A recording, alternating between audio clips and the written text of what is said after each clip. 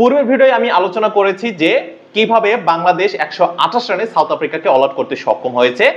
এর আগের ম্যাচে যেই সাউথ আফ্রিকা 385 রান করেছিল। আজকে জাস্ট বোলার একজনের নাম বলতেছি, পাশাপাশি কিভাবে উইকেটের পতন হয়েছে সেগুলো একটু বলতেছি। প্রথম উইকেটের পতন হয় 4 ওভার 4 বলের মাথায় 19 রানে। যখন এক উইকেটের পতন হয় তখন তারা হয়তোবা চিন্তা ভাবনা করেছিল একটু দেখে শুনে রয়েস হয়ে খেলবে, কিন্তু 5 নাম্বার ওভারে শেষ বলে আরো একটি উইকেটের পতন হয়।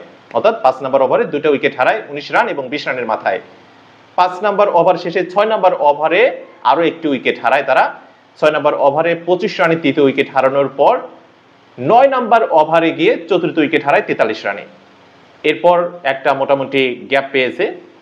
এই গ্যাপের মধ্যে বাংলাদেশ কোনো উইকেট তুলতে পারেনি। 95 রান যখন তারা করে, সেই 95 রানে প্রথম উইকেটের পতন হয় 22 নাম্বার ওভারের প্রথম বলে।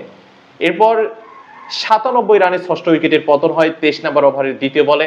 98 রানে সপ্তম উইকেটের পতন হয় 23 নাম্বার ওভার শেষে 24 নাম্বার ওভারে গিয়ে। অর্থাৎ 97, 98, 95, 95, 97, 98 এই জায়গাতে তারা তিনটি উইকেটের পতন হয়। যখনই উইকেটের পতন শুরু হয়েছে তখন আর তারা সেটা কোনোভাবেই প্রোটেক্ট করতে পারে নাই, অর্থাৎ পার্টনারশিপ গড়তে দেয়নি বাংলাদেশের বোলাররা। এরপর 105 রানে অষ্টম উইকেটের পতন ঘটে, 128 রানে নবম এবং 128 রানে দশম উইকেটের পতন ঘটে। বাংলাদেশের বোলারদের মধ্যে ফাহাদ, যিনি 10 ওভারে 1 মেডেনের পাশাপাশি 32 রান খরচ করে 4 উইকেট শিকার করেছেন। এছাড়া সবচেয়ে ভালো কিপ্টে বোলিং যিনি করেছিলেন স্বাধীন ইসলাম, 4 ওভার 4 বলে মাত্র 5 রান খরচ করেছেন এবং 2টি উইকেট শিকার করেছেন। আরো একজন 2টি উইকেট নিয়েছেন সামিউন বাশির রাতুল, তিনি 4 ওভারে 1 মেডেন 17 রান খরচ করে 2 উইকেট নিয়েছেন। এই ছিল মোটামুটি আজকের বিষয়। বাংলাদেশ